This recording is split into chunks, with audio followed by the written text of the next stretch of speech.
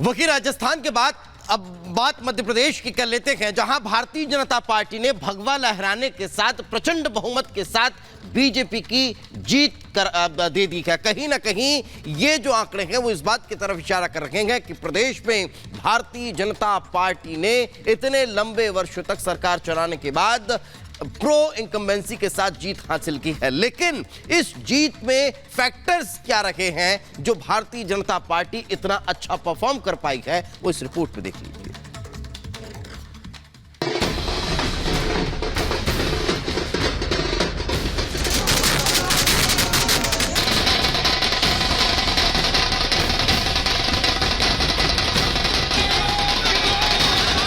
जमीन पर क्रियान्वयन और मध्य प्रदेश की योजनाओं के क्रियान्वयन के कारण जनता का आशीर्वाद मिला है कि मध्य प्रदेश के मन में मोदी और मोदी के मन में मध्य प्रदेश, वही साकार हुआ है। मध्य प्रदेश में शिवराज एक बार फिर जनता के सबसे भरोसेमंद बनकर उभरे। उन्होंने फाइनल मुकाबले में कमलनाथ को ऐसी पटखनी दी कि रिजल्ट से एक दिन पहले उत्साह में जीत का पोस्टर लगाने वाले कांग्रेसी गायब हो गए। एक दिन पहले तक कमलनाथ जहां हकीकत से बेखबर थे, तो वहीं शिवराज जीत के प्रति आश्वस्त होने के बावजूद शांत थे। उन्हें इस बात का बखूबी अंदाज था कि पीएम मोदी के चेहरे पर चुनाव लड़ने उतरी बीजेपी को यहां परास्त करने का दम किसी में नहीं, और हुआ भी यही।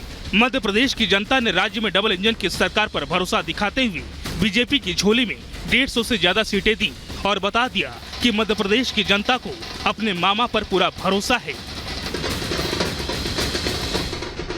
शिवराज सिंह चौहान को अगर चेहरा बनाकर सामने लाया जाए तो फिर उसका नुकसान हो सकता है।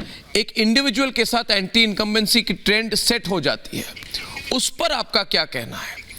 उस पर तो जनता ने कह दिया, मुझे अलग से कहने की आवश्यकता नहीं है। देखिए, एंटी इनकम्बेंसी कभी नहीं थी मध्य प्रदेश में। कांग्रेस ने एक हवा बनाने की कोशिश की थी, और जहां तक कार्यकर्ता के नाते मेरा सवाल है, मैं एक मिशन के लिए काम करता हूं, और भारतीय जनता पार्टी एक वैभवशाली, गौरवशाली, संपन्न और समृद्ध भारत के निर्माण के लिए काम कर रही है, और उसके लिए हम समर्पित हैं।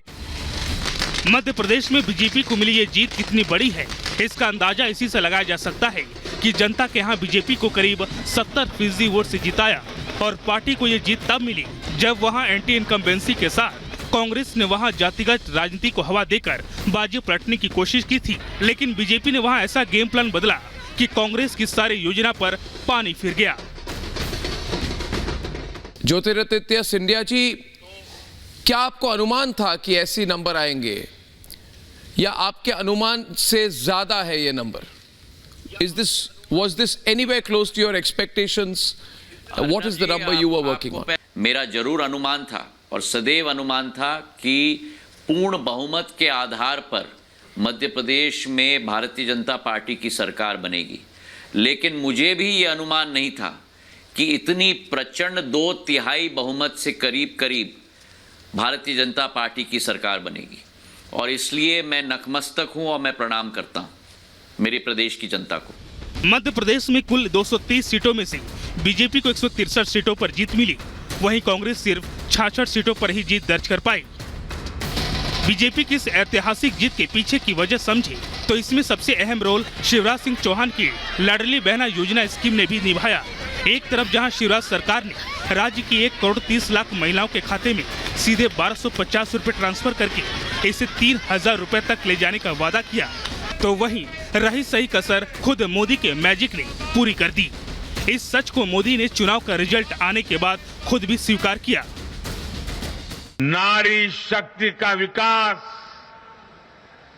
बीजेपी के विकास मॉडल का एक महत्वपूर्ण स्तंभ भी है, और इसलिए इन चुनावों में महिलाओं ने, बहनों बेटियों ने एक प्रकार से भाजपा के विजय की पूरी जिम्मेवारी अपने हाथ में उठा ली थी और भरपूर आशीर्वाद दिया है। मोदी की आंधी, शाह की रणनीति और शिवराज की योजना के बवंडर के आगे मध्य प्रदेश में कांग्रेस पूरी तरह से धराशायी हो गई। सियासी गलियारों में लोग इसे 2024 के दंगल का एग्जिट पोल मान रहे हैं। Bureau report, Republic Bharat.